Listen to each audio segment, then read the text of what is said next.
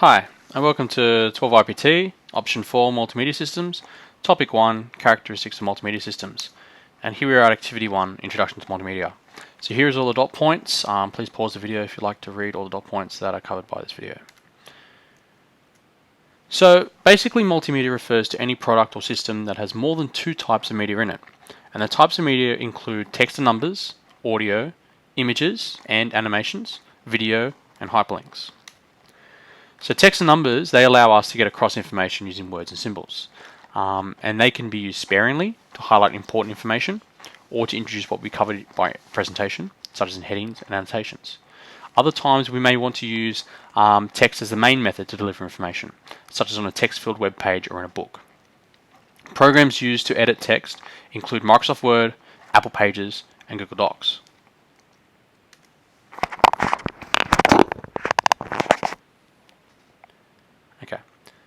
Audio involves the use of sound to deliver information.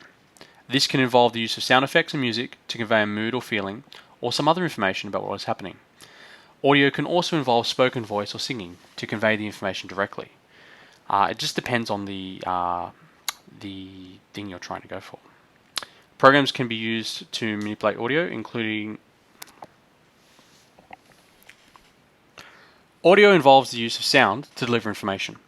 This can involve the use of sound effects and music to convey a mood or feeling, or some other information about what is happening.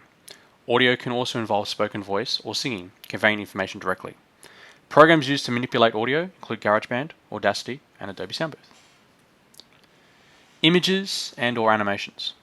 So images are pictures or graphics. They are used to convey information in a visual way.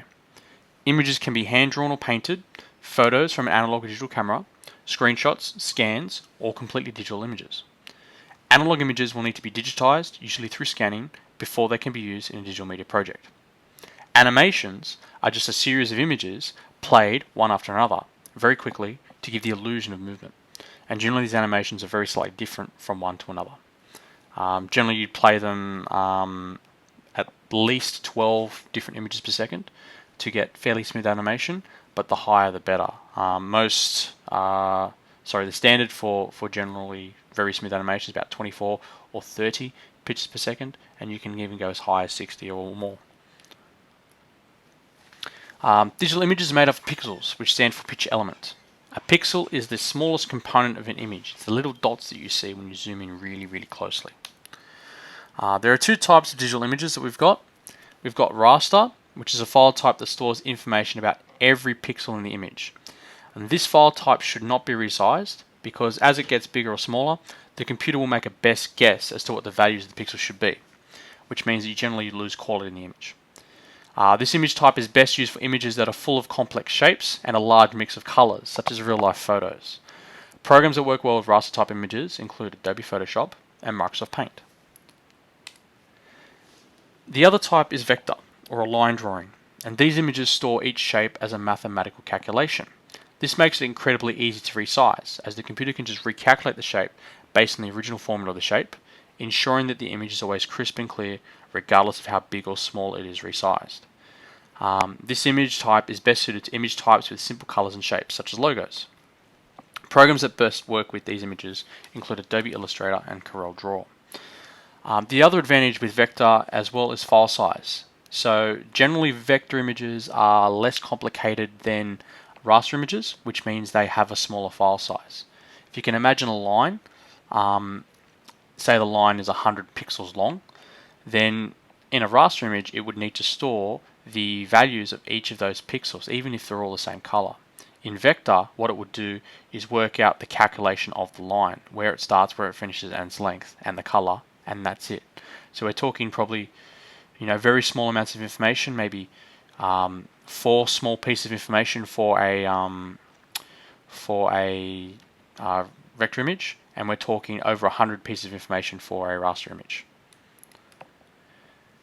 Animations are a whole stack of pictures that are slightly different, played one after another. They are moving pictures.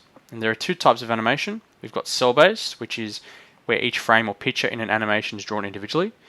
This is very labor intensive, but it does result in the best looking animation because you can get the transitions just right. The other option is path-based, where a number of keyframes are nominated. In between the keyframes, empty space. Between two keyframes, The computer will interpret what animation should occur.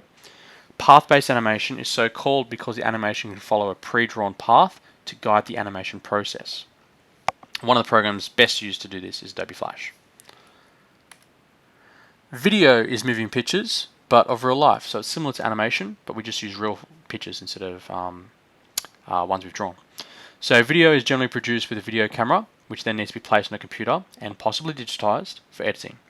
And some programs we use to edit video include Microsoft Movie Maker, Apple iMovie, Final Cut Pro, and Adobe Premiere. Hyperlinks are literally links between different parts of a multimedia product. They enable your product to be interactive. Hyperlinks can be inserted into YouTube clips using annotations, or use as presentations to jump between slides, play media, and visit websites. Websites rely heavily on hyperlinks in order to convey their information. Some web development programs include Microsoft FrontPage, Apple iWeb, and Adobe Dreamweaver.